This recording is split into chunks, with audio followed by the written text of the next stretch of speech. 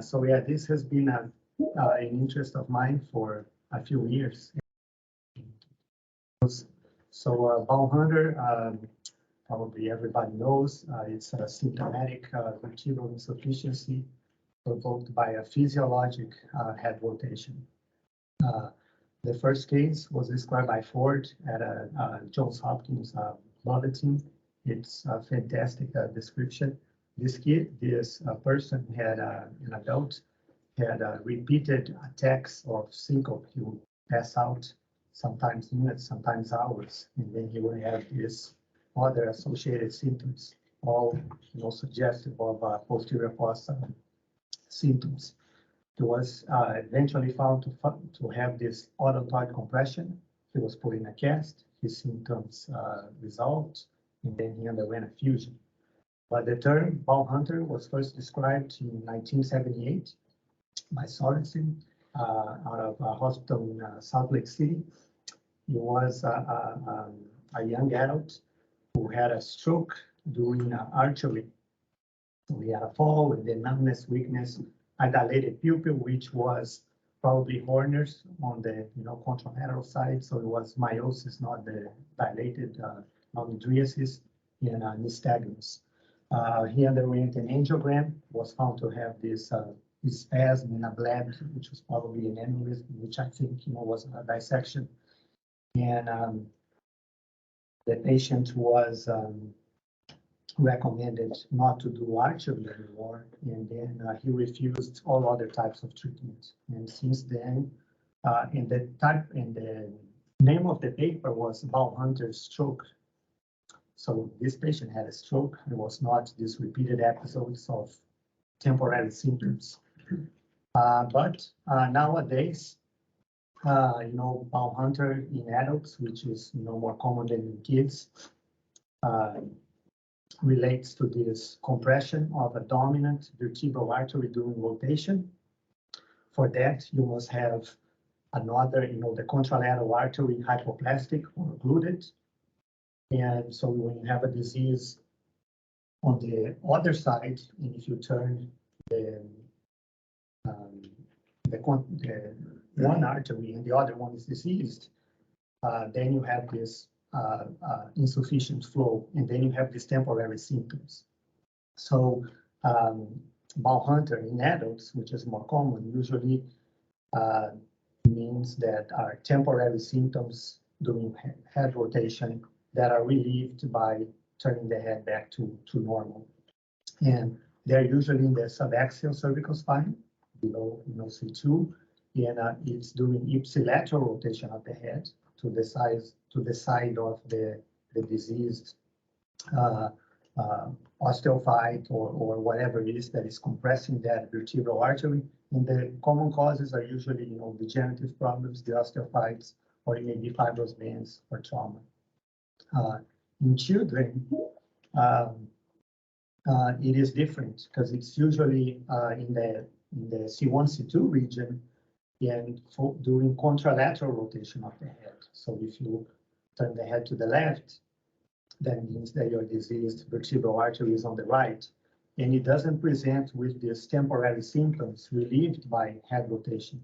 They usually present with dissection and stroke, which is odd because the first, if you remember, the first description or the first time the term was used was for a stroke, and it was in an adult. Now we see that basically only in children. So this is a case example. If one of the residents wanna just help me here. So we have a 7-year-old male with a sudden headache, vomiting, blurry vision. I don't think you're going to have a problem with the diagnosis, but the title should suggest something. But so what's your approach now? Sudden headache, vomiting, and blurry vision. What are you thinking? If it's a thunderclap headache, I'm thinking it could be a subarachnoid hemorrhage, so I would get a CT scan. Okay, we don't have a head CT, another test.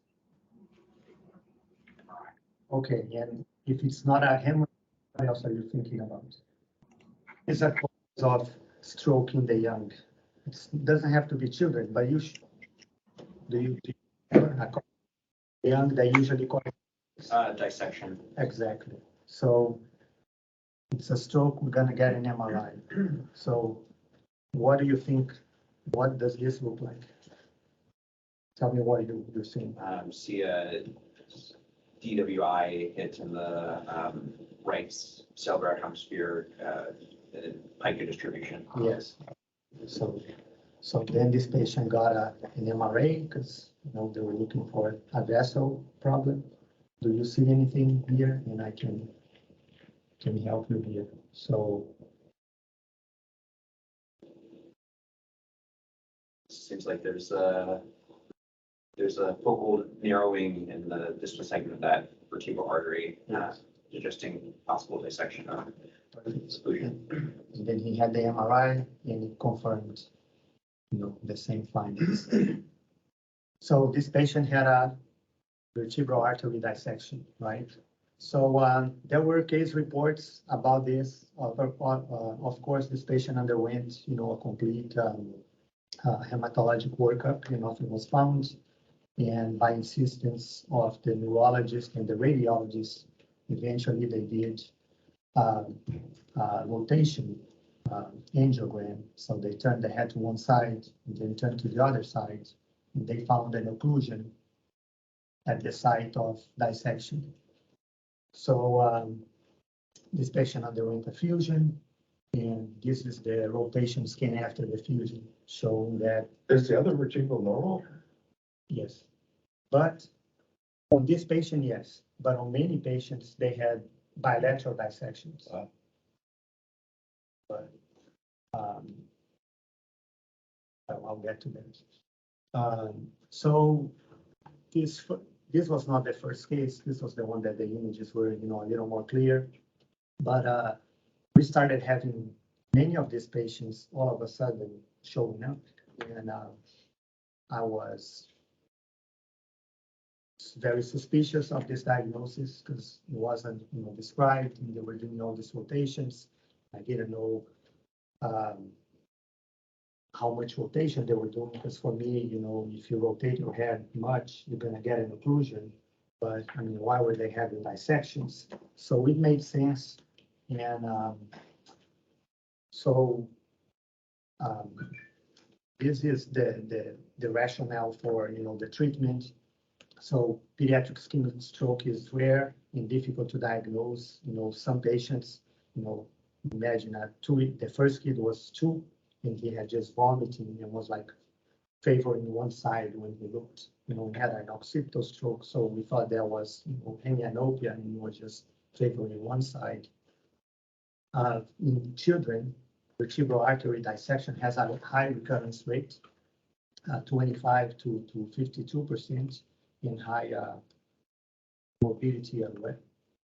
Dr. Major called in, he wants to see your face. Oh,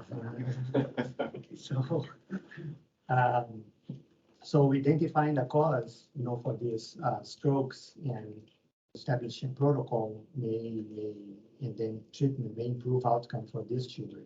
I reviewed this literature, and there were at this time like 25 or more reported cases, and they all presented with repeated strokes.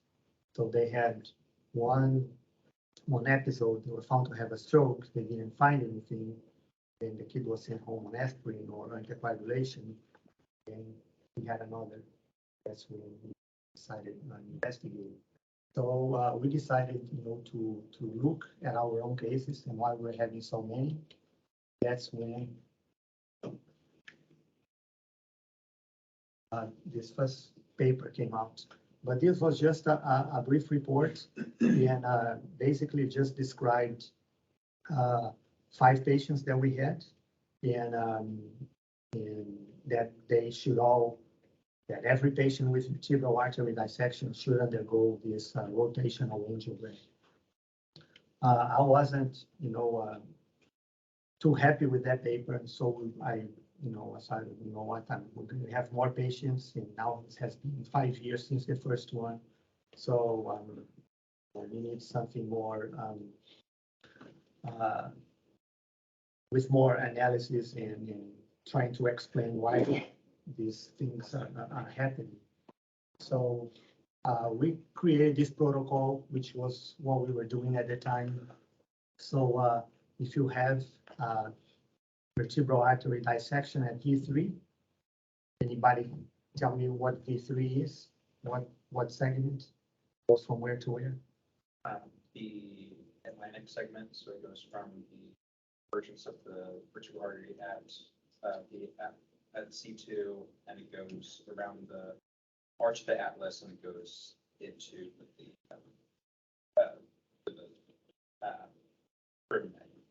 Yeah, so it goes from the foramen of at C2 to the dura. Okay, the intradural part would be C4. So and that's because that's the most mobile segment of the victim. So if the dissection is there, you should be suspicious of this rotational mechanism. So all these patients now at Children's get a neck brace, and they're placed on anticoagulation because that's the treatment for stroke in kids. And then we wait. They are in the collar and receiving anticoagulation. So 3 months later, do an MRA and repeat. Repeat the MRA to see if the artery has healed. If the artery has healed, then we do the rotational maneuver. We don't want to do them in the acute phase because if they have a dissection, we are causing further compression. We may cause more, emboli or further dissection. We don't want to make an acute and unstable situation worse. So they have this follow-up MRA at 3 months. If there is a healed dissection, they undergo the rotational angiogram. If it's not healed yet, we keep them in the anticoagulation, the neck brace, and wait another month or two and repeat the MRA. So once they undergo the rotational maneuver, they are found to have compression at the site of where the dissection was. It has to be at the same site, right? And at the same site. So there are, I'll show. So if they have that compression at the site of dissection, then you go diffusion, and otherwise it's not this mechanism, right? The compression is not causing the dissection, so they stay on aspirin. Oh yeah, it's interesting because when I was writing this, I got rejected by 2 papers. So I didn't understand why, so I was trying to come up with new solutions. Oh, I gotta make this more interesting for them to accept this. So I came up with this protocol, and then by looking at the angiograms, I was like, oh, this may be something. So I found this interesting, and that's in that paper too. So this is the V3 segment. So,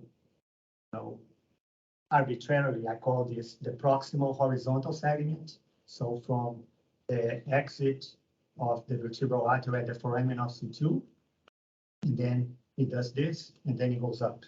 It's the vertical segment. And then after it goes to the C1 foramen, there is a distal horizontal segment before it goes into the dura. So I call this, 3 different segments. And all patients that we had, there were 11 patients at this time that had this dynamic compression with the dissection. They had this configuration. So it's an acute angle here when they exit C2 and another acute angle here before, the vertical segment. So, and other patients that, the rotational angiogram was negative, they had this more smooth, straight up angle or course. So, this is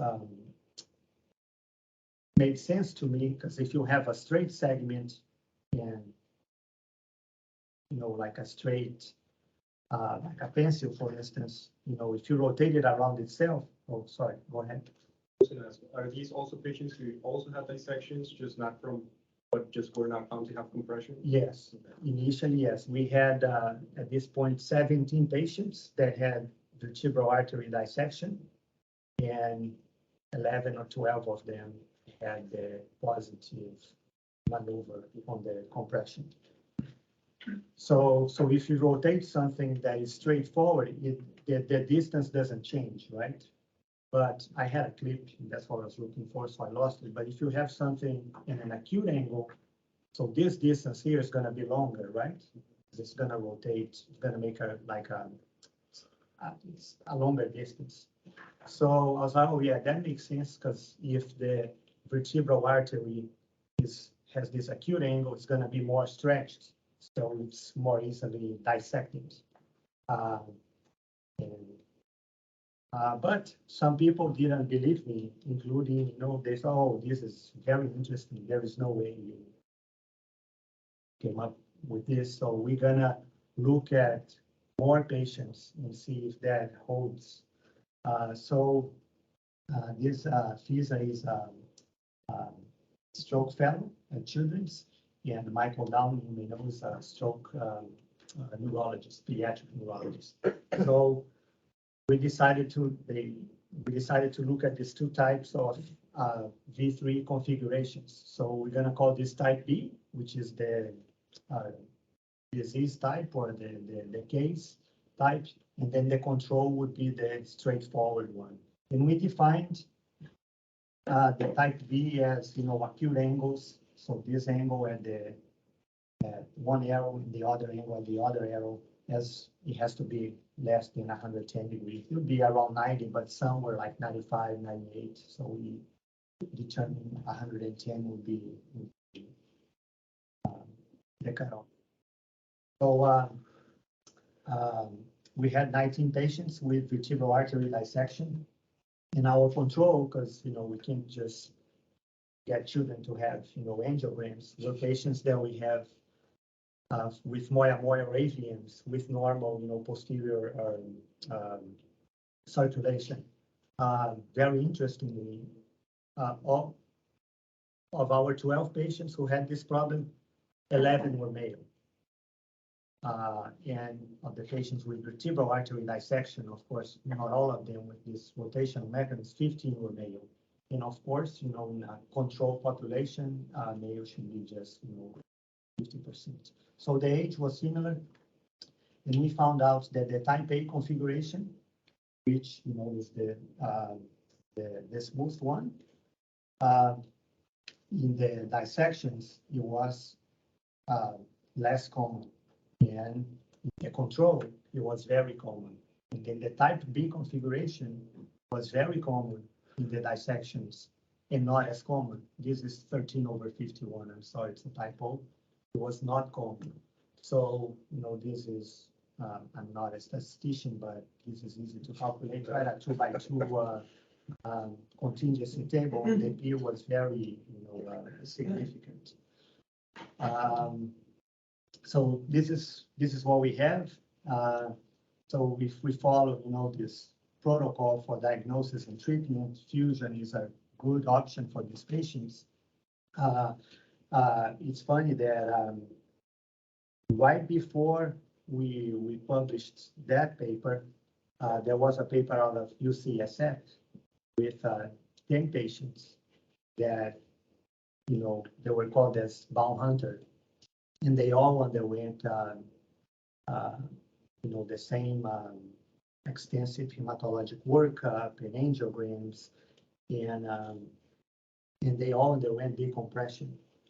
And I thought that was interesting because they don't say where the compression was, and they all underwent, a posterior decompression, and they didn't find anything in any patients, and they just, freed the vertebral artery. They were all normal on the angiograms with no compression, and then no patient ever had a secondary stroke after they did this, but they did have secondary strokes before they did that. And, if you follow our protocol with the neck brace, you shouldn't have a secondary stroke. And I was, a little intrigued because how come, if you don't know the side, and if you don't know if the compression is anterior or posterior, just a posterior decompression is going to be effective. But the paper is there in anybody's, I can read it, but the treatment is very short, so there's not much information there. And then the other thing that, the other conclusion is that type, the acute angle configuration seems to be a risk factor for dissection. And if you find it in a patient that had dissection, it should, lead to this dynamic or rotational injury. Right. That's all I hear. Yeah, that's very interesting. I struggle with this diagnosis in the adults, especially the older adults, where the symptoms are, when I go from standing to sitting, I get dizzy. Turn my head, I get dizzy. The suspicious anatomy is when they have a hypoplastic vertebral on one side, one dominant vert on the other side. But it's hard to know who's really symptomatic from this. Yeah, I mean, at least in children, they have the dissection, right? So the artery has a disease. It's not like they are normal, just turn. I have never seen that in a child. They just turn their head and they have a symptom. Yeah. That would be hard to describe. Maybe they all have that before they present with a stroke, but they just can't explain it, so nobody picks up on it. But, we see the dissection, and then we get, angio, a CTA, look for a bony compression, never find anything. Yeah. So that was the only thing that, was found. And it's interesting, and, I may be more suspicious, but initially we had many cases, and I was like, there is no way Dallas population is different than anywhere else. And after we came up with this protocol, our cases dropped, significantly. So I don't know. Yeah. There is room for interpretation. We do have a lot of bow hunters in Dallas.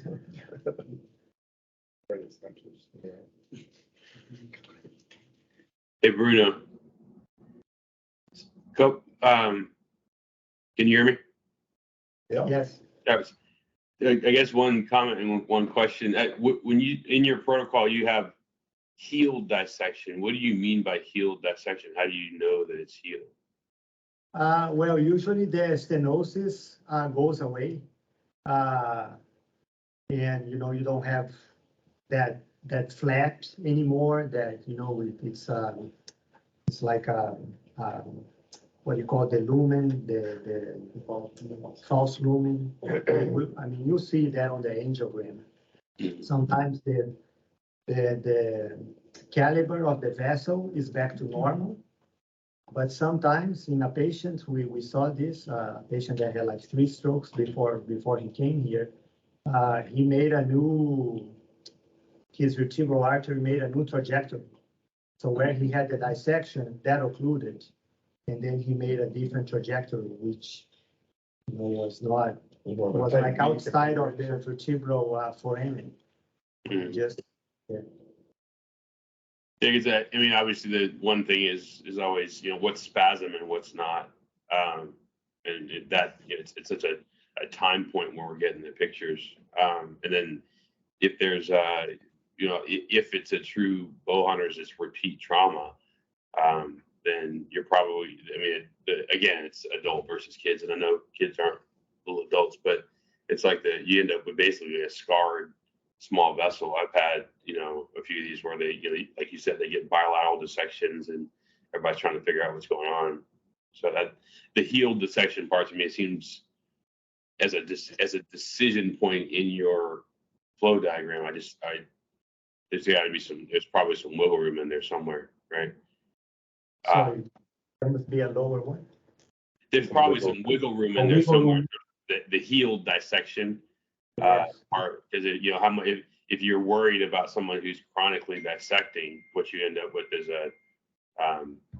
just a scarred down vessel, which always looks dissected. And at what point do you then say, well, I need to take care of this? Is it the clinical symptoms, the recurrent strokes, or persistent narrowing of the artery, or? No, yeah. So the initial event is always the stroke, and we always find a dissection.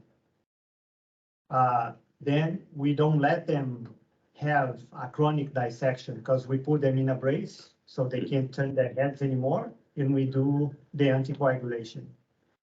So because we don't want to cause a chronic dissection, we don't repeat, or we don't ever do the first rotational angiogram. We don't let them turn their heads anymore. So they are in a collar, anticoagulation for at least 3 months. And then we do a new, either CTA or MRA, and we see if the dissection is healed, right? That first stenosis or a distal dilation or an aneurysm or whatever. We see if that's healed or not. Mm-hmm. If we see that that's improved or healed, then we do the rotational angiogram. Some kids in the beginning, they had angiogram initially, but not with the rotation. So that's why we saw the false lumen and that flow void, or if you can call it, I don't know the right word for it. So that's why we know those findings. But then we stopped doing the initial angiogram because we said, oh, we have a dissection already. We have the diagnosis of a dissection already. We don't need more imaging, radiation exposure on a 2-3-year-old. So we just do one angiogram when we think the dissection is healed. In a few cases, the dissection was not healed at 3 months. So we waited 2 more months to repeat the MRA, and then it showed a healed dissection. And then we did the rotational angiogram. And the trigger point is if the stenosis, when they rotate, or occlusion in a few times, is exactly where they had the dissection. So I think 80% of the time, they were all in the horizontal proximal segment, just as they exit C2, which is in between those two 90-degree angles that I showed. Mm-hmm. Okay. I guess 2 great radiology comments. Obviously, when we say rotational, we're talking about a spinning image, right, versus the dynamic, which you have on your slide. But you guys don't have the rotational stuff over there, so it's hard. But that's just a terminology thing. For my own, what I've tried over and over again. I don't know if you've had it any different to get the radiologist to routinely be able to do turn your head left, do the CTA, turn your head right, and not put the patient through an angiogram. But I think I've given up on that. It's just too much. I've got to the point where I do just bring them into angio, and then we can do it that way. Because I had a few where we could actually turn them and get good films. That way you get the bony anatomy and the vessel. But working with the text and things, it's just too much back and forth. So I guess from the resident standpoint, I've just gotten to the point where we'll do the angiogram, and the imaging is so much better, especially with a true rotational angiogram in a position. We can get all the bony anatomy, all the vascular anatomy that we want. So are these patients on lifelong anticoagulation? Yeah, so no. We don't like aspirin after effusion, so we leave them at least a month on anticoagulation after surgery. So a month after, we stopped anticoagulation, and I am to stop aspirin, but the neurologists like the aspirin. So a few have remained on aspirin lifelong, but a few have had, increased nosebleeds, and then the family stops aspirin on its own. They haven't had. I thought the protocol, there's no dynamic compression, they just go on anti. Oh, sorry. If they don't have it, I understood that you were asking after surgery. If they don't have the dynamic, and we have a dissection with no cause, they remain on aspirin. Do these patients get screened for any connective tissue disorder? Yes. And was there any correlation between the ones that, I guess, is it more frequent in these patients or no? Not really? No, so only one patient out of this 19 was positive for like a protein C deficiency or something. The rest, they were all negative. And that's why they eventually underwent the dynamic angiogram, because they couldn't find a cause. It's my assertion they don't really need the fusions. Just taking down the muscle and sewing it back up reduces the range of motion so much Oh. that they don't need the fusion. Yeah, I mean. It's funny that, now this led to another paper that, we got a lot of criticism, oh, you're fusing this, 2, 3, Yeah. 5, 6-year-olds. But, of